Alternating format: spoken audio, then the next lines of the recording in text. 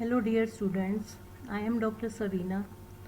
In my last lecture, I have explained to you about the life cycle of Kara, and in that lecture we have discussed the first part of the life cycle, that is the thallus structure, and in today's lecture we will discuss about the second part, that means reproduction in Kara. In Kara, reproduction takes place by two methods. One is the vegetative reproduction and second is the sexual reproduction. The most common method of asexual reproduction, which takes place in other algal members, that is by the formation of spores, that method is absent in Kara. So now we will discuss about these two methods of reproduction. First of all, the vegetative reproduction. As it is clear from the name, the vegetative reproduction takes place by the formation of certain special type of structures which are vegetative in origin or which originate from any part of the thallus, and these structures detach and by the division of cells produce the new complete thallus. So there are following methods of vegetative reproduction. First of all, the bulbils. These bulbils are rounded or oval or tuberous structures. These originate from the rhizoids or on the lowermost node of the main axis, and after the detachment these bulbils produce the complete Kara thallus. These bulbils are filled with the reserve food material which is required for the growth of these structures, and that is why these can produce the complete thallus. Second is the formation of amylum stars. These amylum stars are multicellular and aggregate of cells, and these are star-like in look, so is the name amylum stars. And these are also filled with starch, so these are called the amylum stars. And these also originate from the lower node of the main axis, and after detachment these produce the complete Kara thallus. Next is the formation of amorphous bulbils. These amorphous bulbils are group of many cells. These are small cells and these are aggregated to form this amorphous bulbils. These bulbils also originate from the rhizoids or on the lower node. So actually these amorphous bulbils are the perinating structures. That means these structures tide over the unfavorable conditions, and when the better conditions prevail again, these structures produce the complete Kara thallus. Then next is the secondary protonema. This secondary protonema originate from the primary protonema, and primary protonema is formed in the normal sexual life cycle of the Kara, and after the germination of the haploid nucleus which forms the protonemal initial, and that forms the tubular structure or thread-like structure which is called primary protonema. And from the base of the rhizoids of this primary protonema again tubular structures are formed, and these are called the secondary protonema, and these secondary protonema also help in the formation of new Kara thallus. So in this way, by the formation of special vegetative structures, the reproduction in Kara takes place. Then next we come to the sexual reproduction in Kara. Sexual reproduction in Kara is oogamous type. Oogamous type of reproduction, you will be knowing that here in algae there are three type of methods normally: isogamy, where both the gametes are similar, and isogamy, where both the gametes are structurally maybe similar or functionally different, or these are unequal in size, otherwise these are structurally similar. so that is called anisogamy. But in oogamy, male and female gametes are different from each other, and female gamete does not move, that means it is non-motile and it remains in the gametangium, that is the oogonium. But the male gamete, after releasing from the antheridium structure or the male gametangium, it swims through the water and reaches to the egg of the or the female gamete of the oogonium. So this type of reproduction, which is called oogamous, it takes place in Kara also. The sex organ is in Kara are macroscopic, that means larger in size, as the structure of thallus is also macroscopic and clearly identified with the naked eyes. So sex organs are also visible with the naked eyes on the thallus structure, and the structure of the sex organ is very complex in Kara as compared to the other members of the green algae. Although in the members of higher algae like Phaeophyceae and Rhodophyceae, the sex organs are complex, but here in the green algae, the Kara is having the most complex structure of the sex organs. The male sex organ is called globule or antheridium also, and the female sex organ is called nucleus or oogonium also. Most of the species are homothallic, that means the male and female sex organs are produced on the same node of the primary lateral in most of the species like Kara zelenica, Kara nuda, Kara fragilis and Kara corallina, etc. But some species are heterothallic also, like Kara wallichii.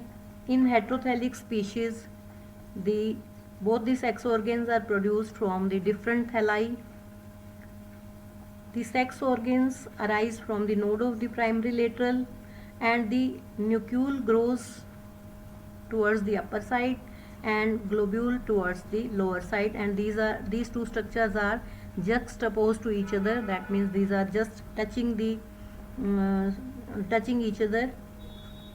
The development of the sex organ is protandrous. Protandrous means although both the sex organs are present on the same node of the same primary lateral, but on the one node the antheridium or the globule develops earlier and the nucleus develops later on. So this is called the protandrous type of sex organs.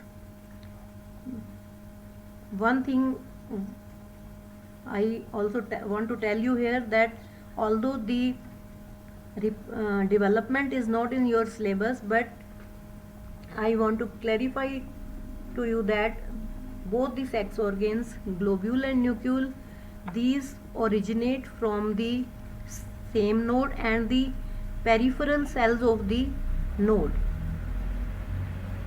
From the one peripheral cell, complete nucleus is formed, and from the other peripheral cell, the structure of complete globule is formed.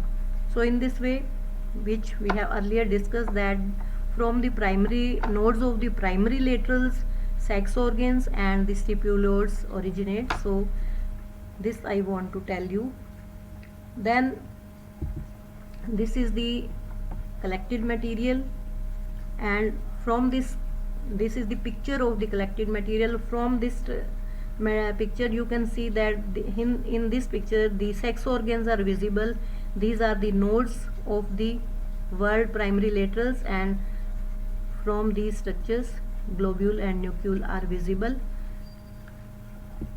This is the enlarged picture of the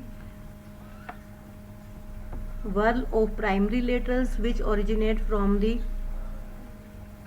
main axis. So here the structure of nucleus and globule are very clearly visible, and the color of the globule is orange and the color of the nucleus is dark green in color, but later on after fertilization it changes into the brownish or the blackish color. This is also an enlarged picture of the structure of globule and nucleus. Now we come to the detailed structure of the globule. First of all, this is the primary lateral. These are few nodes, 5 to 15 nodes are present, and the length of the internode on the primary lateral is less as compared to the main axis or the branches of unlimited growth. This is also the enlarged structure. This is internode, this is node from the node. Here the nucleus and this globule originates, and these are the stipuloids. So here is the detailed structure. The globule is spherical in structure, and it is made up of 25 cells when it is just developed or when it is young. There is a one cell which is called the stalk cell or the pedicel cell.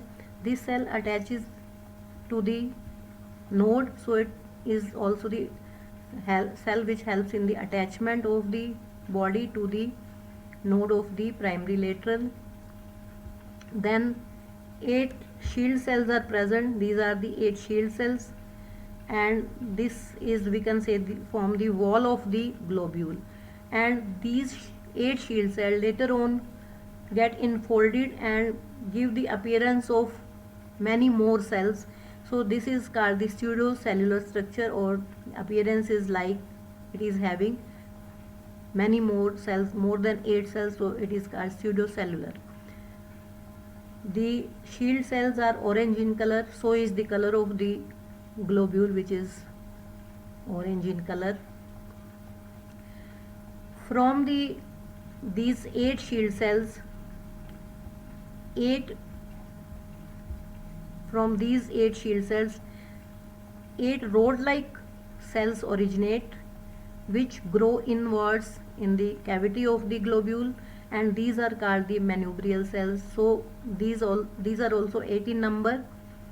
And from the tip of these 8 manubrial cells, small head cells originate, which are called the primary capitula cell.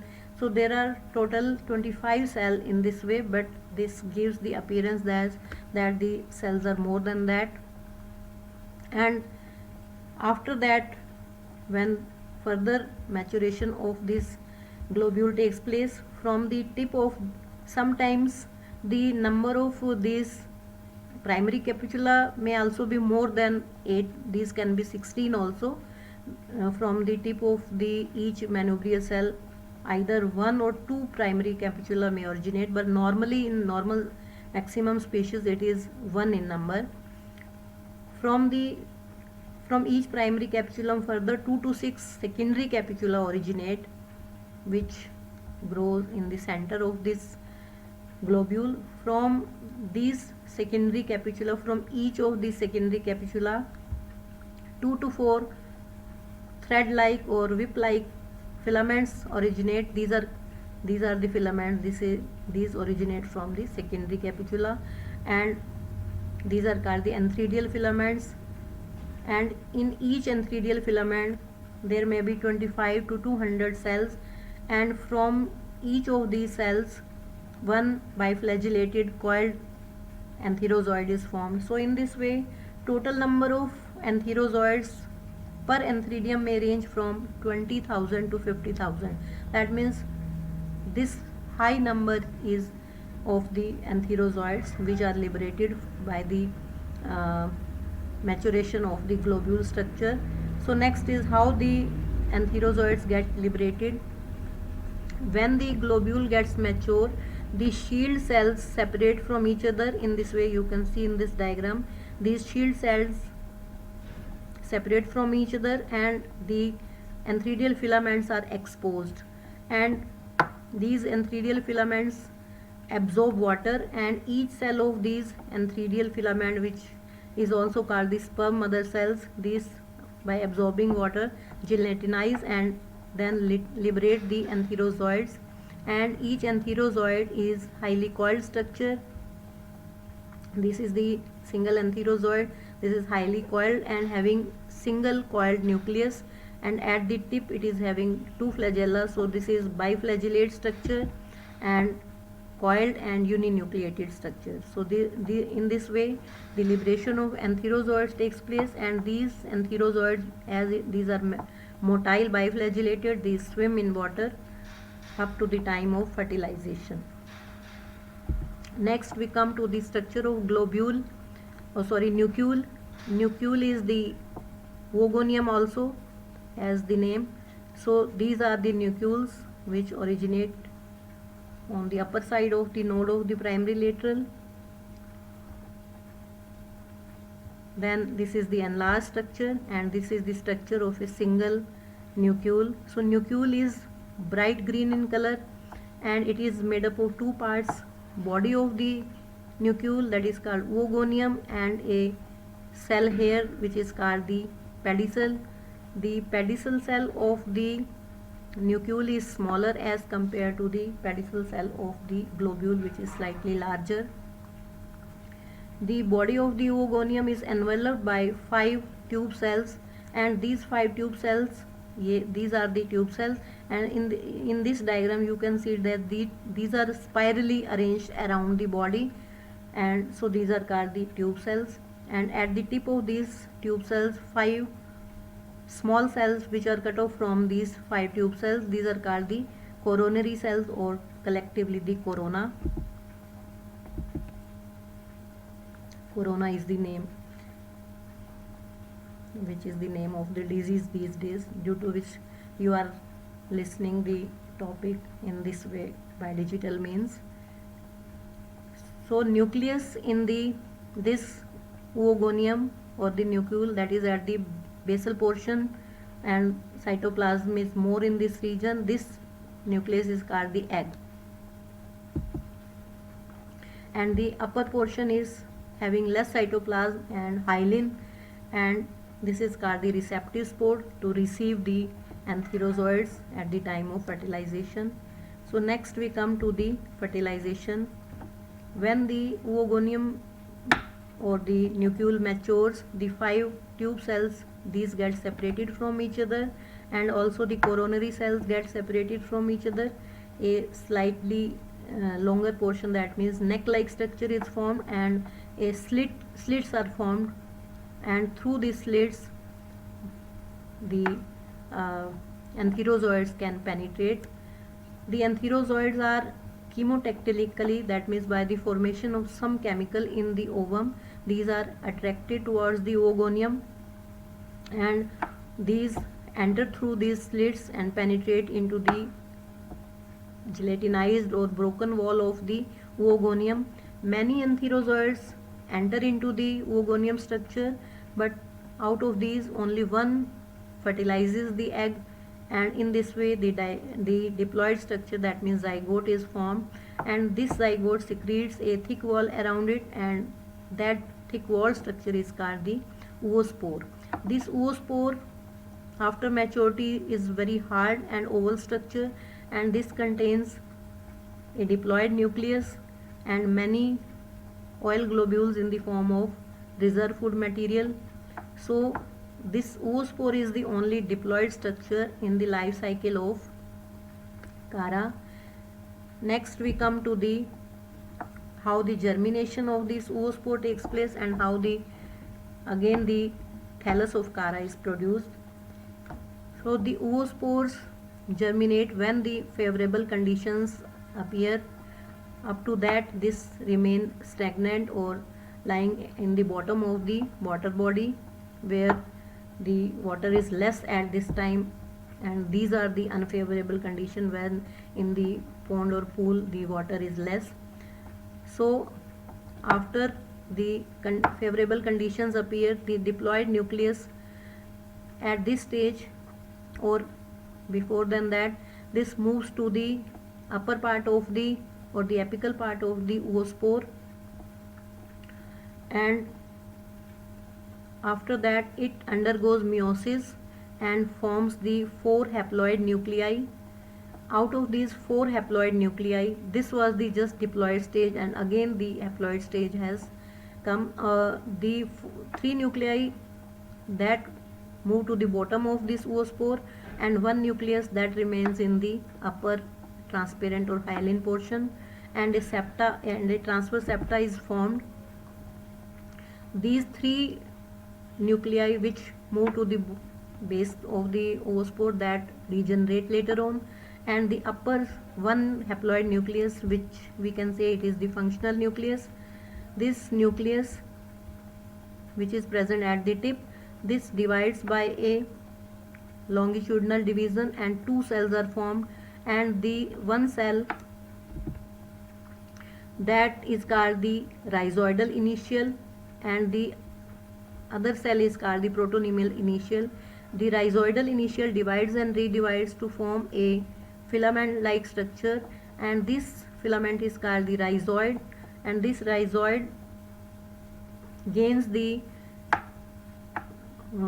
positive geotropism, and this moves towards the muddy substratum of the pond, and the protonemal initial that also divides and redivides and forms a filament like structure which is called protonema. The protonema grows away from the force of gravity, that means it is showing the negative geotropism, and this forms the primary protonema. And the terminal cell of this primary protonema divides and redivides to produce a row of disc-like cells, which I have told you earlier in the first lecture how the growth in the Kara thallus takes place. So these disc-like cells again divide once transversely, and out of these two cells, one is called the nodal initial and another is called the internodal initial. So in this way, growth of the thallus takes place from the protonemal filament, and the rhizoids are produced from the base of the cell from the protonemal initial cell, and in this way complete Kara thallus is formed. So this is all about the life cycle. So next we come to the diagrammatic structure of the life cycle. The life cycle in Kara is haplontic type. Haplontic type of life cycle is the cycle where most of the stages are haploid, and only the zygote or the oospore is the diploid stage which is only for a limited time. And here you can see the diagrams. If the question is asked about the diagrammatic life cycle, so you have to draw by drawing the diagrams in this way the life cycle. So Kara thallus produces by these vegetative structures like the root tubers or the root bulbils or the amorphous bulbils, or by secondary protonema or the amylum star. So in this way the vegetative structures also produce the thallus. So in this way this is called the vegetative part. Here is the sexual cycle. Kara thallus, the short lateral from the node, these both structures are produced. In the nucleus, egg or the female gamete is produced in this globule. In the antheridial filaments are formed from these antherozoids are formed. Then fertilization takes place, zygote and oospore is formed, and this here the meiosis takes place, and this oospore by after meiotic division germinates and it produces the primary protonema. From the primary protonema adult plant is formed. So in this way the life cycle is completed. This is the diagrammatic life cycle, graphic life cycle. Here we don't draw the diagrams, just by writing the names of different stages we draw the life cycle. So this is called the graphic life cycle. Kara thallus, these are various methods of vegetative propagation, and these are the sexual and gametangia, gametes, fertilization. Then this is only the diploid stage, and meiosis again haploid, protonema and adult plant. So this is the haplontic type of life cycle. So depending upon the question, you can just draw the graphic or the diagrammatic life cycle, or you have to explain the complete structure or stages of life cycle, and the diagram or the graphic representation also in the end of the life cycle you have to give. So there are some questions related to this topic. In my earlier lecture also I have told you about the few objective or 1 mark question. Here are some other questions like name the common vegetative structures of reproduction. These just you have to give the names, or if the question is explain the vegetative reproduction, then you have to properly explain the diagram with the diagram also. Then explain the structure of globule in Cara, explain the structure of nucleus in Cara. Then if question is that give the diagrammatic life cycle of Cara, so you have to give only the diagrams. With the diagram you have to draw the life cycle. If question is graphically explained, then graphically word means you have to just explain the life cycle by giving the terms in the form of cyclic pattern. Then if question is explain just neither graphically nor diagrammatically, then you have to completely explain the life cycle, means globule, nucleus and fertilization, all the complete phenomena. Then discuss about the fertilization. If only 2 marks question or 3 marks question just about the fertilization, then you have to explain briefly the structure of globule and nucleus and the fertilization. Then what do you mean by the term protandrous? I have told you earlier. Then the structure of the antherozoids only. This is the biflagellated, coiled and the uninucleated structure. Then name some common species. Then what type of life cycle in Cara, that means the haplontic life cycle. This also I have told that why this life cycle is called the haplontic life cycle. So this is all about the life history of Cara. I hope it will be clear to you. So thank you very much for listening and understanding the topic. So stay safe and keep learning. Thank you very much.